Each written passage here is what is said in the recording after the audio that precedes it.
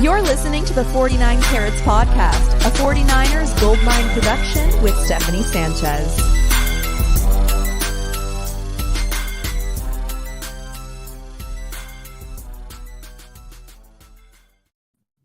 What's going on, everyone, and welcome to another edition of the 49 Carats Podcast. I'm your host, Steph, and today I'm going to be giving an instant reaction of the 49ers loss to the Atlanta Falcons. It's all still very fresh. It's all still very raw. Obviously not very happy about the outcome, but I'm going to talk all about it.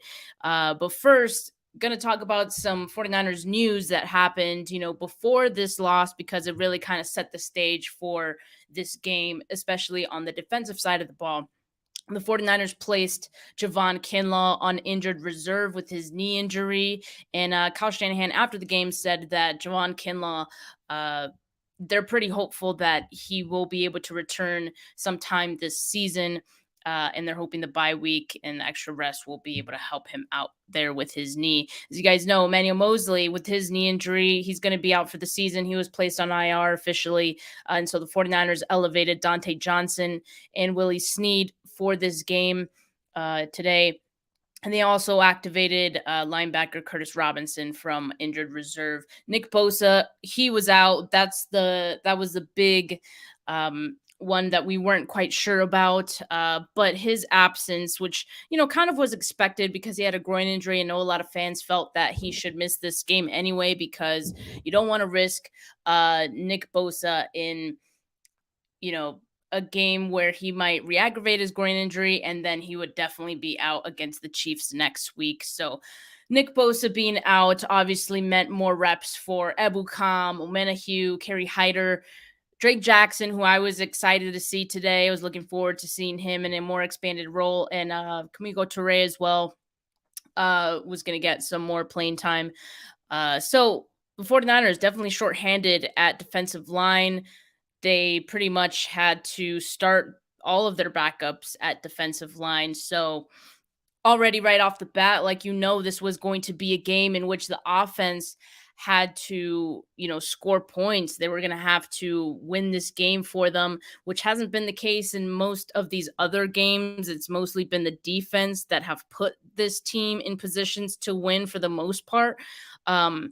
But, this week we knew we weren't going to have that same level of comfort for this offense. And so on the Falcons' very first drive, there's a big gain from their wide receivers, Zacchaeus, on to Sean Gibson, who was on coverage, and that got Atlanta into 49ers territory right off the bat.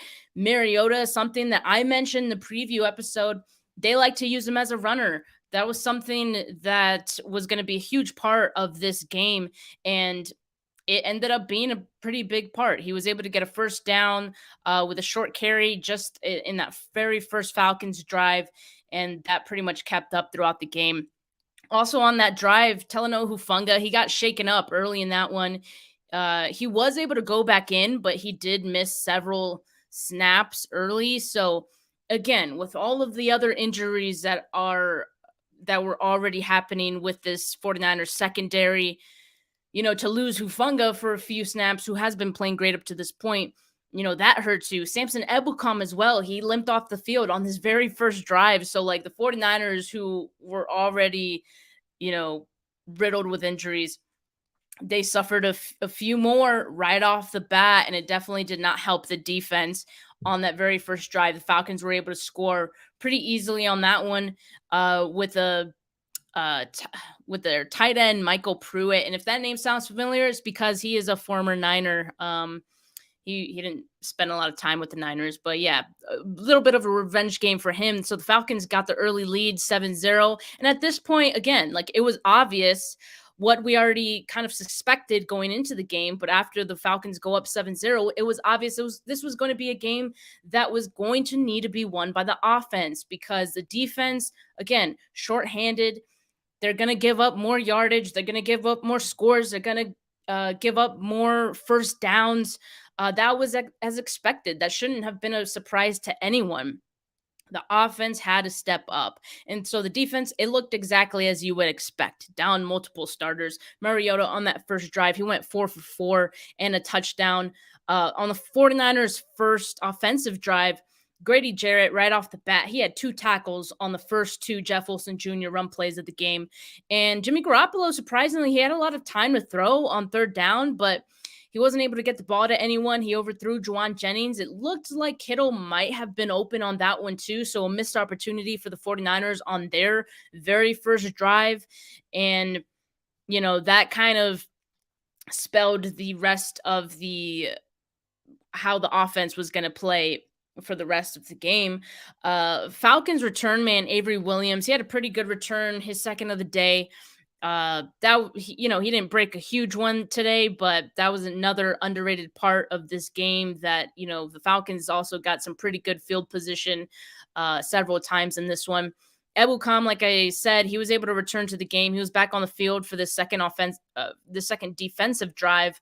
But Drake Jackson got hurt in the first drive as well, and he was getting looked at. So the 49ers already shorthanded at defensive line. Ebukam, Drake Jackson are just a couple of the other players on the defensive line that were kind of in and out of this one due to injuries of their own.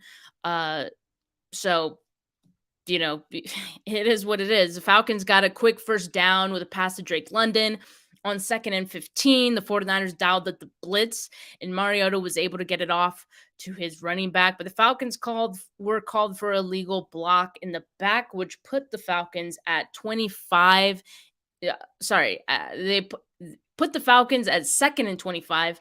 And on third down, Drake Jackson, who was able to return to the game, thankfully, he put some pressure on Mariota, and the Falcons weren't able to convert on that third down.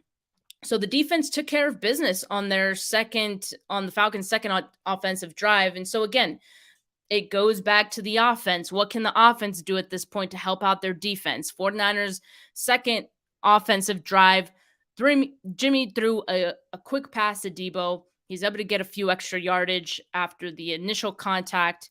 They went for a run on second down, and then they faced a 3rd and 1. Jeff Wilson Jr. fumbled the ball on a run that looked like it would have gotten the first down, but it was, again, fumbled, scooped up by A.J. Terrell for a defensive touchdown. And so the Falcons then go up 14-0, and it really feels at that point that the 49ers offense just wasn't going to get anything done today, and it was just going to be one of those days that would probably end in a loss. But it was still early in the game at that point. I know it's tough when your team is down 14-0 early in the game, but it was still early enough that the 49ers could still turn things around. An abysmal start by the 49ers offense. But again, like if they were able to score on the following drive, then they pretty much would have been right back where they were, down 7, after right where they were when they started their second drive. So again, it's the first quarter. I was still hopeful. I was still saying to myself, let's see if the offense can turn it around. I feel pretty good. So on the third off, because remember, this was a fumble and touchdown by the Falcons defense. So the 49ers got the ball right back. So the third offensive drive for the 49ers, they got a screen pass to George Kittle. They get some decent yardage, a lot of screen passes in this game. Following play, Debo gets the first down and then some. Debo putting the team on his back. Whenever the team is down, give the ball to Debo because he just knows how to will his way to extra yardage, will his team to feeling like, okay, we can do this. So that was just one of those plays that it kind of felt like, coach, give me the ball. I know what to do with it. I can carry this team when I need. Debo was actually seen talking to Kyle Shanahan on the sideline after the fumble touchdown, visibly frustrated.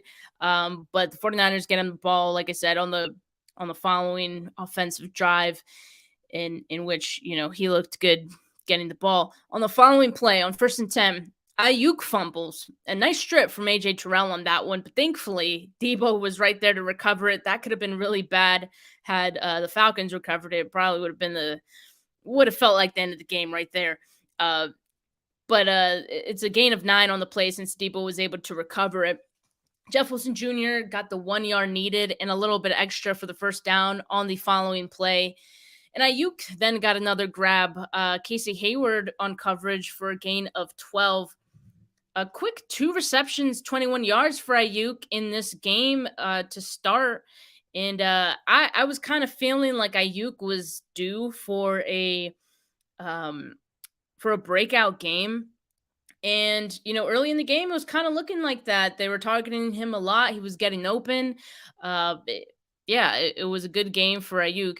Garoppolo on the following play, delayed toss to Kittle, and he got the first down. Then on a 2nd and 5 in the red zone, the 49ers dial up the screen pass for Ayuk, another screen pass. Blockers in front of him, and he's able to waltz into the end zone untouched. So the 49ers are able to score after all. And so you're feeling pretty good. At this point, the score was 14-7. And like I said, the 49ers were still in it, Yes, you wonder if the defense is going to be able to hold the Falcons offense. And if they do, of course, it gives the offense a good chance to come back.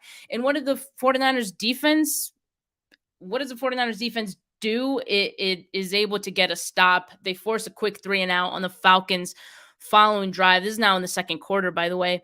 And the 49ers stuffed runs on the first 2 plays, and then they got pressure on Mariota on 3rd down. Big credit to Drake Jackson on that one. Drake Jackson forced Mariota to his left. Drake Jackson fell down. He's able to get back up, and he eventually forces that tackle on Mariota, forces him to, not get any yardage on a scramble or anything like that. So big credit to Drake Jackson. I thought he played a pretty good game on the plays that I saw him in. He was able to get some good pressure today. Dawson says he benched Brandon Ayuk in fantasy today. That would be the one solace that you would have if you had started Brandon Ayuk in fantasy. It would have made you feel just slightly better. But yeah, if you left him on the bench, that's a double whammy right there. So I'm sure you're not feeling good, Dawson. I'm sorry about that.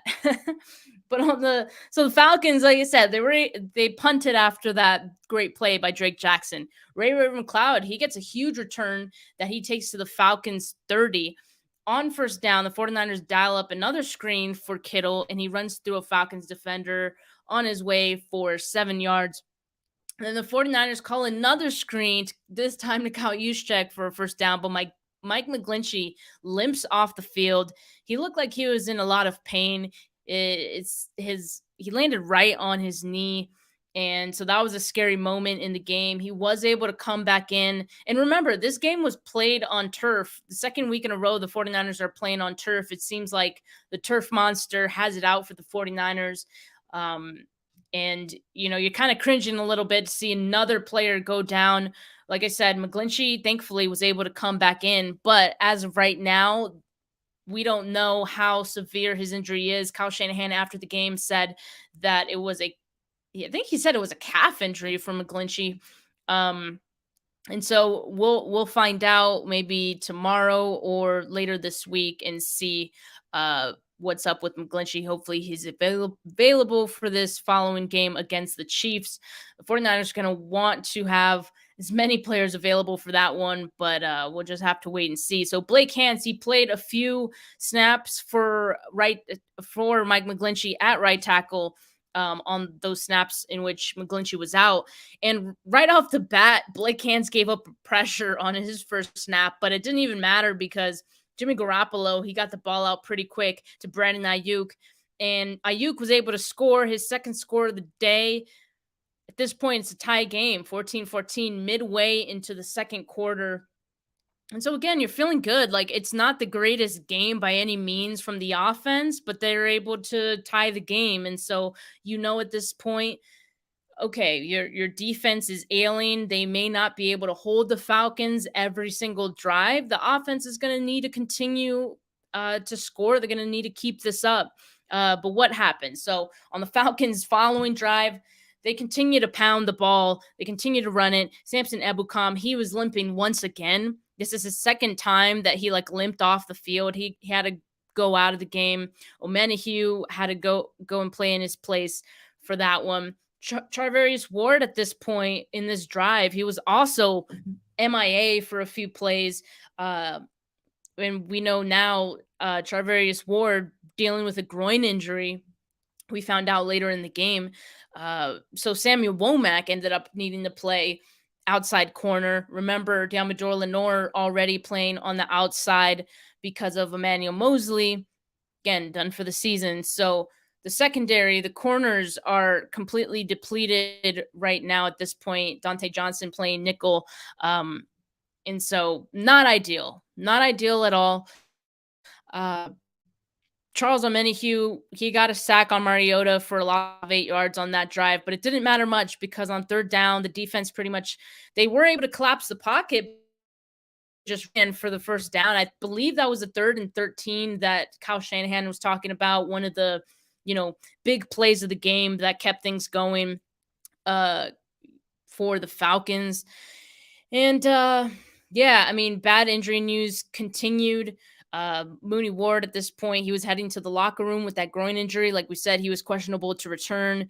And if you guys recall, Ward had a groin injury during camp, so this could be a re-aggravation of that injury. I hope that it's not. I hope that he's not out for extended time because, boy, the 49ers need him bad next week against Patrick Mahomes and the Chiefs. It would be a great revenge game for Charvarius Ward, to play against his former team. And of course, for how good Charvarius has been this season, that would have been a great matchup to see. And now his availability, I think we can say, is in question. Nick Bosa is dealing with a groin injury as well. He was out this week. So if it's a similar injury at all, there's a chance that Charvarius Ward not available next week, but we'll just have to wait and see what happens there.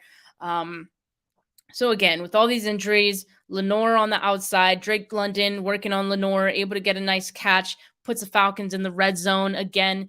And Ebukam, he was back in the game at this point. Like I said, Ebukam was pretty much in and out in this one. That Falcons drive ends with Mariota using his legs for the touchdown. Like I said, Mariota as a runner, a huge part of the Falcons offense. They love to run the football even with their quarterback. So Falcons went up 21-14. And so the 49ers had one last drive before halftime. They had 57 seconds to try to get on the board, okay? So Mike McGlinchey, he's back in the game at this point. He's back at right tackle.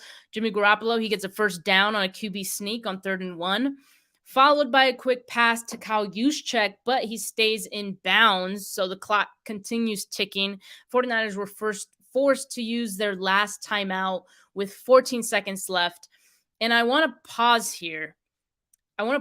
Because you have 50 seconds left before halftime. You're down a score.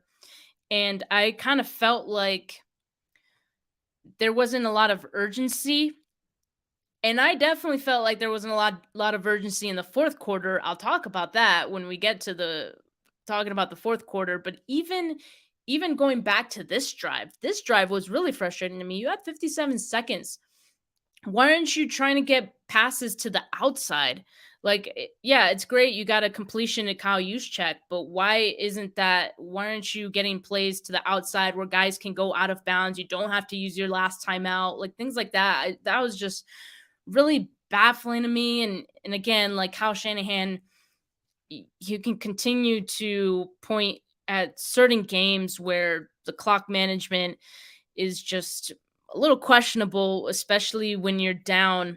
And I know it's just halftime, right? And historically, Kyle Shanahan has been pretty conservative on drives before halftime. Like more often than not, if he's up, he'll just kneel and just have the team going at halftime instead of trying to, push the ball downfield, try to get a last minute field goal, try to get a last minute score. No, he doesn't do that more often than not. And so that's baffling to me because, again, you see how your defense is kind of playing. They're holding up. But like I said, it's not the same defense that you've had the luxury of having the 5 previous games. So you know that if you need to win this game, if you want to win this game, it's going to have to be at the hands of your offense. And the 49ers just, Kyle Shanahan just didn't show that urgency, didn't show that same, you know, I don't know. There's just something there. 57 seconds. You go fast. You go quick outs on every play if you need to. It was just mind boggling. Anyway, besides that, Kyle Juszczyk inbounds pass again. So they had 14 seconds left at that point. Following play, Jimmy Garoppolo, he took a sack with those 14 seconds left, but he fumbled it and Jake Brendel recovered. Luckily, he fumbled and it was recovered. I say that because had he taken the sack, that would have been the half right there. And I guess it doesn't even matter because the 49ers didn't score before the half anyway, but at least it gave you a chance. So with 9 seconds left, Jimmy Garoppolo, he attempted a short Hail Mary before the half. It was intercepted by the Falcons. And I had talked about the fact that Jimmy Garoppolo hadn't gone more than 2 consecutive games in a season without throwing an interception. So he kept that streak going. He kept that one alive. He threw an interception on that one. Thankfully, I mean, it's right before the half. It's not an interception that hurts you, right? Except for the fact that I would say that Kyle Shanahan's not being aggressive with 57 seconds left before the half, that hurt more than Jimmy Garoppolo throwing an interception with 9 seconds left in the game. So yeah, I don't know. Sugar Not Here says, didn't Jimmy run a QB sneak to get the first down on that drive that killed time? Yes, that was early in the drive, which I'm not mad at that. Like the QB sneaks work. But yes, that did get some timeout. I mean, you have to convert, right? It's 3rd and 1. Yeah, that was one of the first plays in the first 3 plays of the game or of that drive that Jimmy Garoppolo did run that sneak. And like I said, after that, once you get that first down, pass it to the outside. Don't pass it inside. Kyle Juszczyk, what are you doing? Why are you Kyle Juszczyk, when he got the ball, it didn't even look like he was trying to run outside to the out of bounds. So I don't know, just an all around non-aggressive, no sense of urgency on offense, right before the half. Don't even get me started on the 4th quarter non-urgency. We'll talk about that.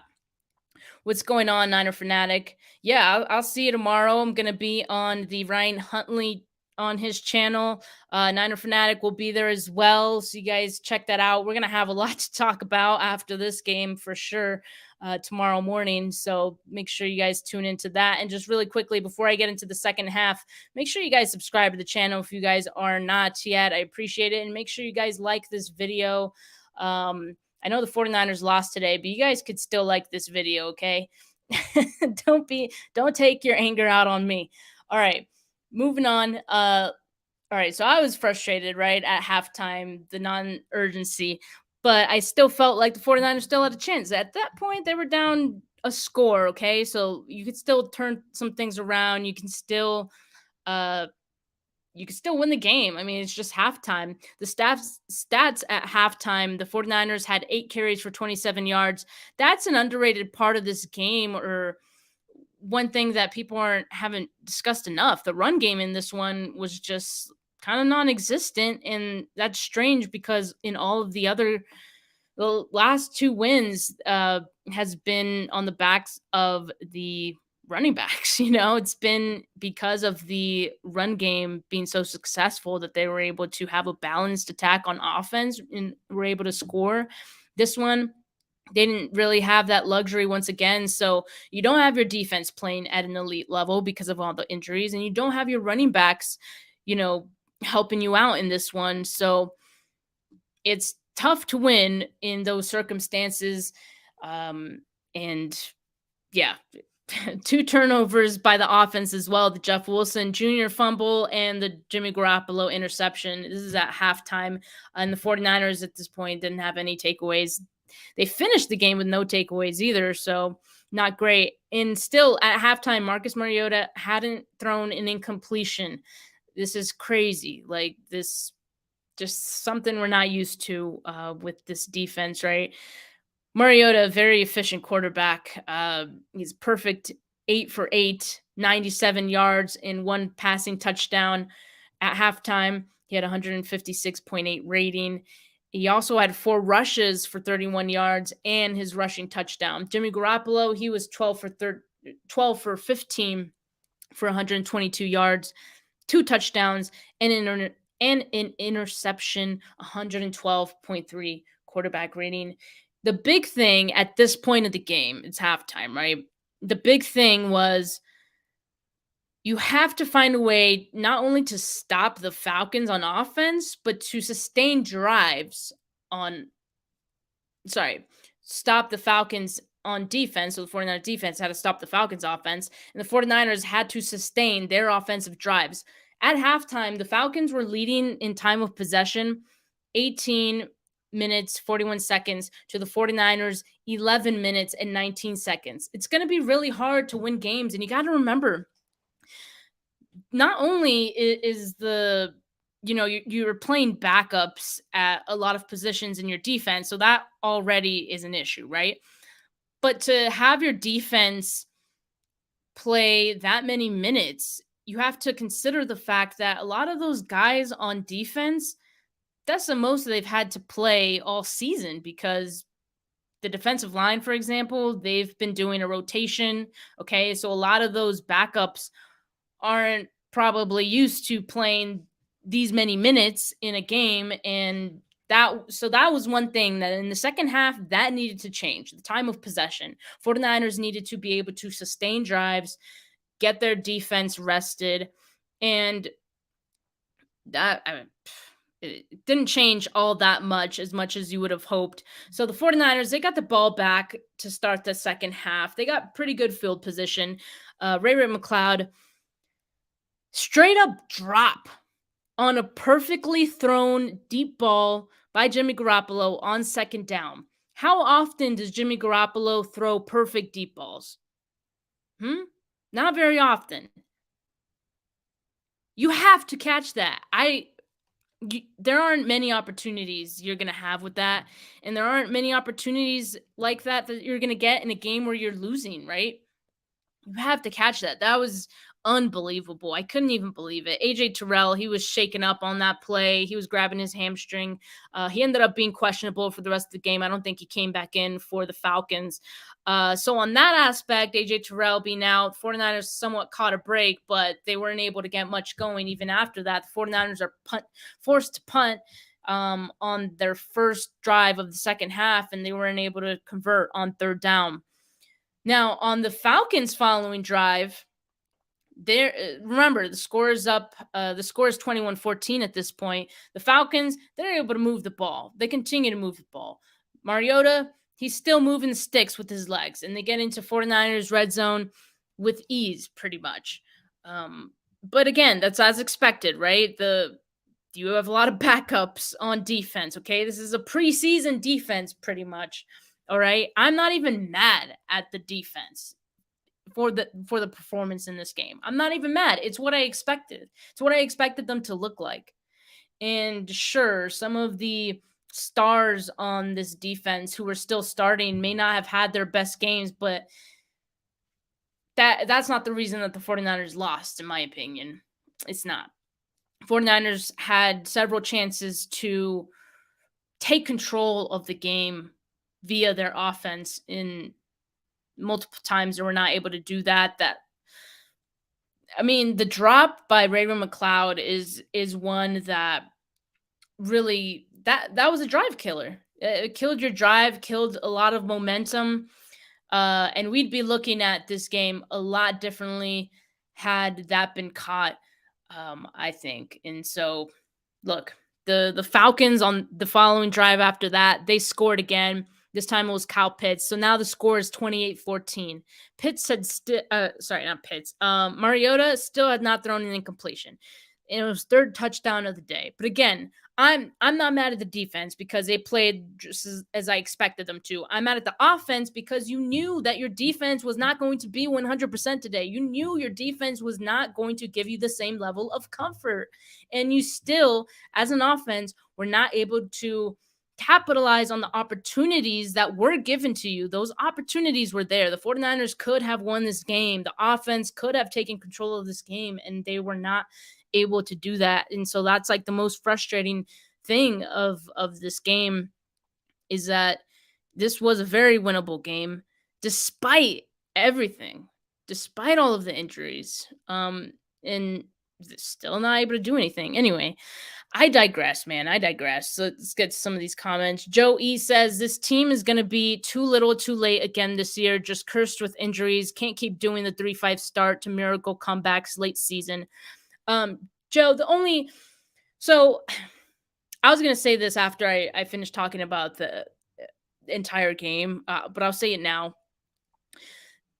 I'm with you. I mean, it's frustrating to be 3-3, and you look at all three of the 49ers losses, they most definitely could have been wins. Could have, right? And so that's frustrating. I'm with you there. And I agree, we can't do the same 3-5 starts. Like, what kind of team are we? What kind of playoff Super Bowl contending team are we if we start seasons like this? We have to play well on all sides of the ball and stay on opposing teams' necks, But the one thing I'll say, the 49ers are 3-3, and they're still week 6. This is week 6. There's an extra week in the season. The NFL is now allowing more teams into the playoffs. So it's not the NFC West, not the NFC West. Well, the NFC West does kind of suck, but the whole NFC sucks. It's terrible. Packers look terrible. They just lost to the Jets. The Eagles and the Cowboys, two of the other top teams, they play each other today, so one of them has to lose today. And so despite the 49ers being 3-3, it's there's still a lot of season left, and I don't think the 49ers are going to be too little too late. Yes, the injuries do suck, but there's still a lot of time for them to turn things around. And really it all comes down to the injuries, right? Like, I think that's the most frustrating part, that the injuries dictate so much for this team. And like, it's been a multi-season thing where we see this with the 49ers. They have such a talented roster, but hardly ever are they able to put all of those players on the field at the same time because of all the injuries. So that's the frustrating part. I don't know what to say about the injuries, but I don't think that, it's not like the season's over for the 49ers. They're 3-3. It's week 6, another week in the season. Extra teams are allowed in the playoffs. The NFC sucks. Those are all things that work towards the 49ers' favor of them, being able to make the playoffs regardless of all of this. So let's not panic. But again, we can be frustrated. This is definitely frustrating. It was a winnable game, so we're allowed to be upset. But let's pause on the panic button. All right. So after the Falcons scored, the score is now 28-14. The 49ers following drive, they're desperate to get something. Okay, the 49ers offense. Anything. Just give us anything. Debo on the first play, he got a carry that goes for 7 yards with Ty Davis Price playing fullback on that one. That's a new wrinkle. That was different. And the 49ers get another first down with a pass to Kyle Juszczyk. Another great thrown ball from Jimmy Garoppolo. Dropped again, this time by Charlie Warner. That was a perfectly thrown ball too. So 2 perfectly thrown downfield passes from Jimmy Garoppolo. And like I said, how often do you get those? Like, honestly. And you got 2 in this game, and they're both dropped. Like, how do you do that? Do they not practice like deep passes in practice? Like, what? Charlie Warner, like, come on, man. And I know a lot of people say like that should have been George Kittle, and yeah, like I also agree. I would have rather had Kittle drop that than Charlie Warner, because at least when it's Kittle, there's no room to say it should have been someone else. But when it's Charlie Warner, you think to yourself, that could have been Kittle. Kittle maybe could have caught that. There's a higher chance maybe. Dawson said Jimmy had a lot of darts today, not going to lie. I agree. Jimmy Garoppolo, I thought, played a good game. Jimmy Garoppolo played a great game, I thought. The issue for me more so is the execution from everyone else. Like Raymond McLeod, Charlie Warner drop, some of the in the fourth quarter, like no sense of urgency. It's this game was not lost because of the defense, and it was not lost because of Jimmy Garoppolo. So I don't know, who does that leave to blame. Oh no. You guys tell me. But definitely, not a good, God, like two perfectly thrown balls just blatantly dropped. Like uncontested dropped.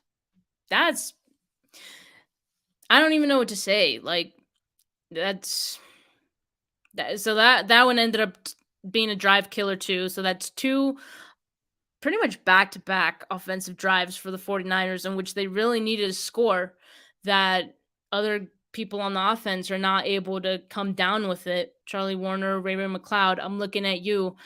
And the 49ers, they elected not to go for it on fourth down two scores. I believe it was it fourth and five? It would have been fourth and five, I think. Down two scores. It was the third quarter, so it's a little early. And we know this 49ers offense, Kyle Shanahan, he's not aggressive when it comes to fourth downs. He doesn't care if he's down. He'll go for it if it's at the fourth quarter, maybe. But otherwise, third quarter, just punt it back to the Falcons. Defense could take care of it. And the defense did, actually. The Falcons offense, they did continue to move the ball. And again, time of possession, clock's continuing to tick. And this defense is sure getting a lot of minutes, but the 49ers defense, they are able to stop the Falcons on third down on this one. And Ebukam, he was all over the Mariota read option this time, and that forced the Falcons to punt. But again, the 49ers, they need to score. Okay, if you score here, you're down one score, and maybe we forget about those drops. You maybe have a chance to still win this game. All right, let's get something going. You got to score here if there's a chance to win this game. So the first play, Jimmy Garoppolo makes a nice move to evade the pressure in the pocket, and he delivered a ball to Debo. We got 6 yards. Ayuk then gets the first down. Then he gets the ball again 2 plays later that put the 49ers and an important 3rd and 1. And Jimmy Garoppolo's hard count is able to draw Grady Jarrett on an encroachment penalty, and that got him the first down. So credit to Jimmy on that one. And the 49ers go deep with Brandon Ayuk on first down. But the Falcons corner made a great play to force the incompletion. I thought that was a great play by the Falcons corner. I don't know his first name, but his last name was Hall. He got his hands on that one to force the incompletion there on the deep attempt to Ayuk. I thought that was a great pass from Jimmy Garoppolo, like that they're going downfield for it, even after the 2 previous drops in the game. Just couldn't get that one to go because good play by Falcons corner. Jimmy Garoppolo again targeting Debo this time, but that same Falcons corner, Hall, he got his hands in there, ball tipped up in the air, and it gets intercepted. Now this one, I'm not going to complain about one call, right? I was just going to point out the refs didn't call it pass interference. It looked like he might have gotten there a little bit early on that Debo attempt. Sorry, there's like a freaking military helicopter or some shit flying over our buildings, like making the wall shake and shit. Sorry. Yeah, that was a close one. So the ref selected not to call it a pass interference, whatever. So ball tipped in the air, Jimmy Garoppolo, second interception of the day. I don't know if you can call that one Jimmy Garoppolo's fault. It was high, right? Which Had it been lower, right on Debo's chest, that probably would have been a completion. But when a ball gets tipped in the air, it's free game at that point, right? But so the Falcons, they get the ball back. That's what you can't have happen. Like, oh my God, like just give me a good drive. The 49ers offense didn't do shit in the second half. Nothing. Nothing at all. Nothing but disappoint me. And the Falcons, they were eating clock all day. And in the second half, they up 2 scores, they would gladly eat up more clock. And so they get the ball back with 14 minutes left in the fourth quarter. And Mariota finally throws his first incompletion of the game in the fourth quarter, targeting Drake London. Lenore was there on coverage. The 49ers defense, they did force another Falcons punt. So that's crazy. That's crazy, right? Like the defense dealing with all the injuries, they're actually able to get some stops in the second half. They're able to get stops. But the 49ers offense not able to do anything. But that last, okay, so this final drive, okay? 49ers get the ball back after the Falcons punt. Down 2 scores. So you got to score, and you got to score quick, okay? There's probably a little bit over 10 minutes left for the 49ers in the fourth quarter. So you got to score, okay? And you got 10 minutes. So if you're going to score, like I said, you got to score quick. The 49ers, they were pinned down on their 1 yard line. So they had a long way to go for a score here. And this time, Jimmy Garoppolo, thankfully, he does not step out of his own end zone. He gets a quick pass to George Kittle for 9 yards. But the 49ers get called for an ineligible player downfield on the screen pass to Kittle. And then Brandon Ayuk goes down. And it looked like a calf injury for Brandon Ayuk. It looked like it was probably a cramp, though, because he was able to jog off the field. He got some, Gatorade on the sideline, and he came back into the game. So thankfully, nothing serious for Brandon Ayuk. And side note, Matt Barrows tweeted this at this point in this drive. The 49ers had gone 22 yards in 3.5 minutes of gameplay. What did I tell you about urgency? I talked about the no urgency before the half. That's fine. Like, whatever, okay? It's halftime. That's frustrating. It's definitely frustrating. I hate that Kyle Shanahan is very conservative right before the half. But when you're down 2 scores and it's the fourth quarter, why does it take you 3.5 minutes to move the ball 22 yards? What are you doing? There was no urgency at all for this offense. Debo, he got after that, he got 9 yards on a pass that looked like a first down to me, but the refs corrected the spot, and then it was 3rd and 1. I don't know what you guys thought on that one, but the one where Debo got it, and then they I could have sworn they called it a first down before, and then they corrected it, and then it was 3rd and 1. So whatever. Jimmy Garoppolo, again, he QB sneaked it for the first down. So 49ers are able to keep the drive going, but it's a drive that they're not really doing much. I mean, they try a pass here and there, but again, they're not going for throws on the outside. It's just so slow. It's so slow. Garoppolo throws another perfect pass to Brandon Ayuk along the right sideline, but it's called back by Jake Brendel. Another missed opportunity for this offense. And then Garoppolo, he gets a 27-yard pass to Debo Samuel. So they're getting completions. I mean, they got that pass to Ayuk. It was just called back. God, no one wants Jimmy Garoppolo to make a play today because there's drops. There's 2 drops. There's that one, that penalty on Brendel, called back the nice pass to Ayuk. I mean, come on, man. It's just all around effort to lose the game on offense. So another missed opportunity for them. And then they go for a run with Tevin Coleman on 2nd down. And it goes for a loss of 2. Do you know why? Because Tevin Coleman had a blocker up front, and he decides to cut inside instead of outside where he should have taken the ball, where his blocking was.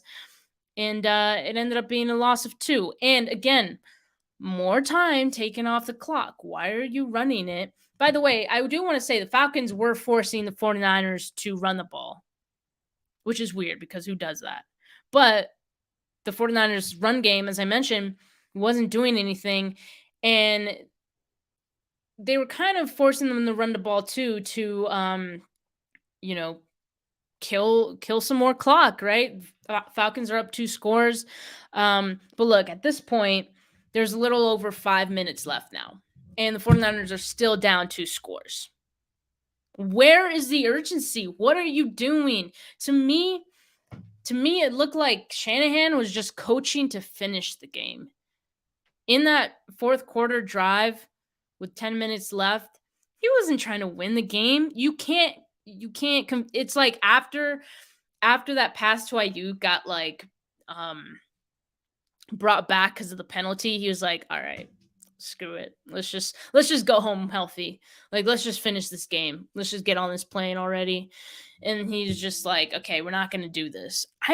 That's what it felt like, at least. It just, there was no sense of urgency. You can't tell me that there was. And if that was Kyle Shanahan being urgent, there needs to be a lot of changes in your no-huddle offense, which Kyle Shanahan said they ran some no-huddle plays and some they didn't. It's like, do no-huddle every play. Like, you don't have time. I don't know what are you doing? Like, you don't have time.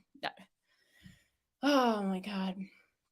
Jimmy Garoppolo. Look, okay, I'll say this, too. The offensive line, as far as pass protection went, I thought that they played a good game. They played a really good game because I was worried about Grady Jarrett in this one. And Jimmy Garoppolo didn't get sacked, I don't think, except for the one where it would have been a sack, but Jimmy Garoppolo fumbled it before he got sacked. So I think that was the only sack of the game, technically. But besides that, the protection was good. There were so many times where Jimmy Garoppolo had like seconds to throw the ball. He had plenty of time to throw too. On one of the final plays of this drive, it's godforsaken drive, he overthrew Kittle in the end zone. Jimmy Garoppolo rolled out to his right, and he points to Kittle. He's like telling him, like, okay, go to the far end of the end zone, like, go. And Kittle sees him. He saw him do that, and he just doesn't.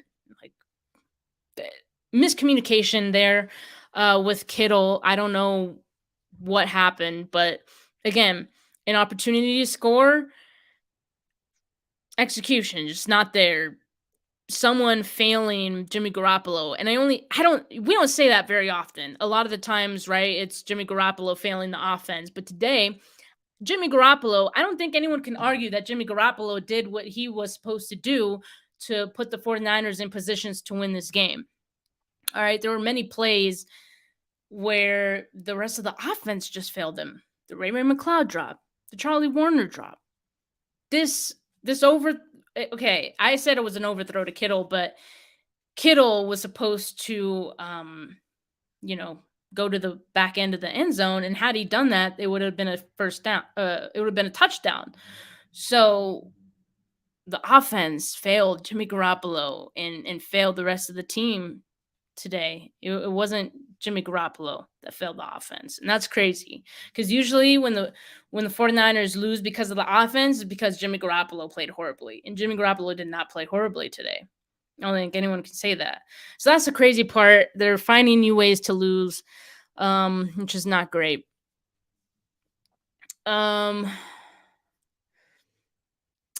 Actually, okay, the Coleman run came on after I got mixed up. So they went for a run with Coleman on second down and went for a loss of 2. That was earlier in the drive. And then after the snafu with Kittle on that downfield pass, then Coleman got the ball on 3rd and 1, and he got nothing. He could have, and that's the one where he could have followed Brendel, who was his blocker up front, and he would have gone inside, he could have gone outside following Brendel and gotten 1 yard. All he needed was a yard, but he went inside instead.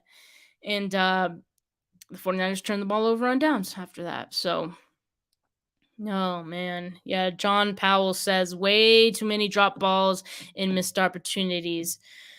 missing 75% of the defense doesn't help either. All right. So now that I went through all 4 quarters here, let me give my final thoughts. And I wanted to leave it at this comment here. Missing 75% of the defense doesn't help. Yes. Obviously, the injuries did play a role. And it didn't help that the 49ers suffered more injuries in this game than they already had going into it. So that obviously sucks, okay? But despite that, the 49ers still had a chance to win this game. Despite that, the 49ers defense got a bunch of stops in the second half. The defense put the offense in positions to win. The 49ers offense shot themselves in the foot. And again, it wasn't Jimmy Garoppolo alone, right? Jimmy Garoppolo played a good game. He did. But like everyone else, there's so many failures by some of the other players on this offense that they just let the team down. That's a frustrating thing about this offense. I don't know what it is. Like, oh God, they have those weird games like this where they just can't do anything for the life of them. Jimmy Garoppolo played a good game again. But yeah, I mean, the defense is one thing, but that was as expected going into the game. You knew the offense was going to have to win this one, and I don't know what happened. They just couldn't do it. They shot themselves in the foot. Too many missed opportunities. Like you said, John, too many missed opportunities, too many drop balls. That's pretty much all you can say about this game. And yeah, so right now the 49ers, they don't know the severity of Charvarius Ward's injury. We'll find out later in the week, I suppose. And then McGlinchey dealing with his injury. We don't know the severity of that just yet. He did play with it, and then I believe he left the game again. Mike McGlinchey did. And then Ebukam did too. Like he went in and out. So I don't know if Ebukam's injury, he was able to go back in, but is that going to be an issue throughout this week? That I don't know. Hopefully it won't be. But when guys are playing with adrenaline, sometimes they could play with an injury and it doesn't really hurt. But later today or tomorrow, like the pain really sets in, swelling sets in. So hopefully that won't be the case with Ebukam, but something to keep an eye on there as well. Kyle Shanahan did say there's a chance Nick Bosa and Trent Williams are back next week, and boy, do they need those guys back. I know it's not going to fix everything. There's still going to be a ton of injuries with this team, but to have 2 guys like Bosa and Trent Williams back against the Chiefs is going to be important. They're going to need a lot more than just those 2 guys to be back, but we'll just have to wait and see how things are looking. Obviously, this game with the Chiefs coming up is going to be a tough one. And yeah, coming off a loss, it's going to be an important game for this one.